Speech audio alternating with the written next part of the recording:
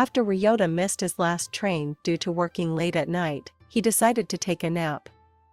But his peaceful sleep was suddenly interrupted by a loud noise, which he initially mistook for a video game. Reluctant to wake up from his sleep, Ryota found himself face to face with a little girl named Emily, who looked at him with a puzzled expression, questioning his humanity. Ryota, however, was more interested in getting back to sleep than understanding the situation. But Emily couldn't help but wonder about his identity. She had just defeated a slime in the game they were in, and to her surprise, the slime had dropped Ryota as a reward. It was the first time she had received such a strange reward. In their world, where everything was obtained by killing monsters, she assumed that a human being wouldn't be dropped for her. It was more likely to be a large piece of meat. To satisfy her curiosity, she contemplated cutting Ryota to find out what he really was. It was at this moment that Ryota realized pretending to be asleep would only lead to him being treated like a piece of meat. He opened his eyes and asked Emily what she was doing. Startled, she stepped back and interrogated him about his existence. The environment felt like a video game to Ryota, but he couldn't recall playing a game before falling asleep.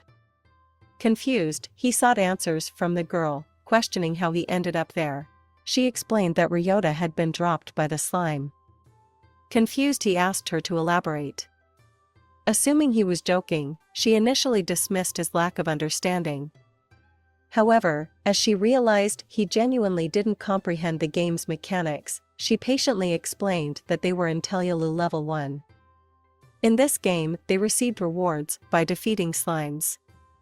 In level 1, slimes dropped bean sprouts, which she had expected. But instead, the slime had dropped Ryota, leaving her puzzled. Intrigued, Ryota asked if slimes only dropped bean sprouts.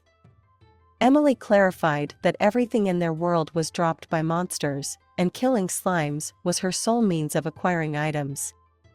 However, she was uncertain whether slime could drop a human, as she had never encountered a situation like this before. Since Ryota was still struggling to grasp the concept, she demonstrated by summoning a slime before them. Initially, she prepared to attack the slime, but it retaliated and inflicted damage on her, reducing her HP. Concerned for her well-being, Ryota wanted to help, but she assured him that she would be fine. Eventually, she successfully defeated the slime with her trusty hammer, causing it to vanish. However, only a few bean sprouts dropped. Ryota began to understand how the game worked and asked if they were still in Japan. Puzzled, the girl asked about Japan, revealing her lack of awareness about his world. They kept going, but Ryota grew bored of the repetitive hallway they walked through. Curious about progressing to another stage, Ryota suggested they move forward. The girl explained that she was stuck in Tallulah level 1 due to her low level and insufficient stats, preventing her from advancing. Wondering how she determined her drop level and stats, Ryota followed her to a nearby board. Placing her hand on the board, it displayed her attributes. Her strength was at level C, HP at level D, while the rest were at level E. Recognizing the board from video games, Ryota noticed another page and inquired about it. The girl showed him the second page, which detailed her drop stats. These stats determined the power of her drops, but unfortunately, all her stats were at level E. As a result, she couldn't acquire valuable items and struggled to make a living. Ryota asked if he could also check his stats. Intrigued, she instructed him to place his hand in a circular spot on the board, and to his surprise, his stats were displayed. Unfortunately, all his stats were at Class F, lacking both strength and HP. Switching to the second page, he discovered that all his stats were at Class S. Confused by the ranking system, Ryota questioned whether S was the lowest level. The girl insisted that S was the lowest level she had ever seen. Discouraged by this information, Ryota wondered if he could at least defeat a slime and witness its drop. Observing his search for a weapon, the girl offered him her own, but it proved too heavy for him to handle. She then handed him a bamboo stick. With the bamboo stick in hand, Ryota eagerly awaited a slime's appearance. When one finally showed up, they engaged in a battle. Initially struggling, he managed to stab the slime, causing it to disappear. To their surprise, the slime dropped a massive bean sprouts as a reward. Ryota excitedly concluded that level S was indeed the highest level. Intrigued, he asked the girl if she had ever witnessed someone with a level S drop, but she had not. Ryota's growling stomach reminded him that he was hungry. Emily heard his stomach growl and suggested they eat. Setting up a fire, she cooked the bean sprouts they had obtained, serving him a delicious meal. Ryota commented that bean sprouts with chili would pair well with beer. She questioned whether chili and beer would be a good combination, prompting him to question if she had ever drunk beer before. She explained that one's standard of living in their world depended on the number of drops they obtained. Since her drops were low, she couldn't afford beer herself. Instead, she served him a warm liquid, which brought tears of joy to Ryota's eyes. He explained that it had been a while since he had shared something warm with another person. On Earth, he worked excessively and often arrived home late, resorting to snacks for dinner. Overworking himself had even led to illness, and that fateful day, he had missed the last train due to his late-night work schedule. Moved by his story, the Emily embraced him, assuring him that his hard work would eventually yield rewards. She encouraged him to be patient, emphasizing that bigger rewards awaited those who waited longer. Ryota contemplated where they would sleep for the night, and the girl mentioned lodges in town. She admitted she couldn't afford an apartment and had been sleeping in the same place. However, she hoped to change that in the future. Ryota prepared to leave, but the girl insisted he take the bamboo stick, as survival in their world without a weapon was near impossible. Grateful, he promised to repay her kindness and requested her name. She introduced herself as Emily Brown and informed him that she could always be found at that level if he ever wanted to meet her again. Ryota revealed his name as Sato Ryota, but she struggled to pronounce it and affectionately called him Yota instead. Venturing into the city, Ryota attempted to comprehend the workings of this new world. He discovered that the bean sprouts he had acquired were worth 200 pilots, but renting a room cost 2,000 pilots per night. Even minor expenses were expensive. After gathering the information, he returned to Tallulah, realizing his S-class drops allowed him to collect more items and earn more money. After 3 days of work, he managed to rent an apartment. Excitedly, he invited Emily over to see the place and revealed the price he had paid. She couldn't believe he had earned such an amount in just 3 days. He then handed Emily a key to the apartment, telling her it was hers to keep. Overwhelmed by his generosity, Emily tried to reject the offer, but Ryota insisted. As he prepared to leave, he explained he was paying her back for making him stew.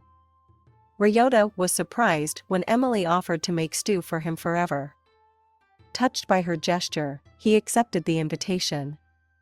Before heading out, he sold his remaining drops and met a lady at the shop who informed him that Tallulah Level 2 dropped carrots.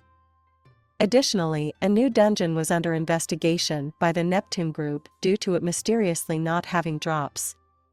She invited Ryota for a beer, but he declined and returned home. When he arrived home, he was shocked to see Emily had renovated the home and prepared dinner. She explained that the dungeon the Neptune group had discovered lacked drops. Excited by the news, Ryota decided to investigate the dungeon himself. There, he encountered a skeleton that proved challenging to defeat. Fortunately, a falling wall crushed the skeleton. He then began to stab it with the bamboo stick until it died. Surprisingly, the skeleton dropped a seed. As Ryota held the seed, he heard a voice informing him that his HP had increased by 1. His HP continued to increase as he acquired more seeds. Eager to share his progress, Ryota returned and showed Emily his improved stats. She confirmed his growing HP and joined him on future trips to the dungeon. However, when she attempted to touch the seed, her hand slipped through it. After careful consideration, Ryota realized that the dungeon was reserved for those with S-class levels, enabling them to interact with the seeds. Ryota decided to move to Tallulah level 2. In level 2, Ryota faced a sleepy slime that struck him without causing any pain to him, due to his high HP. He managed to defeat the slime, which dropped a large carrot. After defeating the slime, he encountered other level 2 workers who mocked him for his low level. To his surprise, he also noticed a lady with rabbit ears behind him, who hit his head and expressed her hate for low-level players before leaving. Returning home that night, Ryota proudly presented Emily with the carrots he had acquired. He revealed that he had sold them for 8,000 pilots that day, leaving her delighted by his earnings. As Emily went to cook the remaining carrots, they heard a knock at the door. Curious, Ryota went to answer it. To his surprise, it was women from the dungeon with rabbit ears standing there. Once again, she hit his head and confessed her love for him. Ryota was shocked by this unexpected confession. Curious about why Ryota didn't take any damage, she questions him. Ryota speculates that his high rank S health points may be the reason. He asks her why she came there, and she reveals a carrot she obtained from the dungeon, claiming it came from literal heaven. Ryota recalls that he and Emily dropped a carrot when they returned from the dungeon, which turns out to be the carrot the rabbit girl stole. It becomes evident that the rabbit girl craves more of Ryota's amazing carrots. She notices Emily holding carrots in her arms and sees more on the table, expressing her love for carrots and drooling. Emily kindly invites the rabbit girl to eat with them, knowing her fondness for carrots. Unable to resist the offer, the rabbit girl happily joins them. Emily plans to cook the carrots into noodles, which makes the rabbit girl even more excited. They finally sit down to eat, but before they start, Ryota can't help but ask if the rabbit girl's ears are real. Ignoring the question, she dives into the food, exclaiming that Emily must be a cooking goddess since the dish is incredibly delicious. Ryota also praises Emily's cooking, and she mentions that there's enough food for seconds once they finish their meal. After satisfying their hunger, the rabbit girl gets up, ready to leave. Emily suggests that she can visit them anytime, confusing Ryota even more, especially since the rabbit girl didn't even reveal her name. On the other hand, Emily simply thanks Ryota. Before moving there, she had always been alone, but now she can enjoy happy moments with others. Ryota reflects on his previous life, realizing he was in a similar situation. He used to eat alone at home due to the lack of family. Emily proposes that from now on, they should have all their meals together, and Ryota agrees. Ryota decides to return to the dungeon to upgrade his health points to S rank. He ventures into the second level to become stronger in this world. Instead of skeletons, this level is filled with zombies.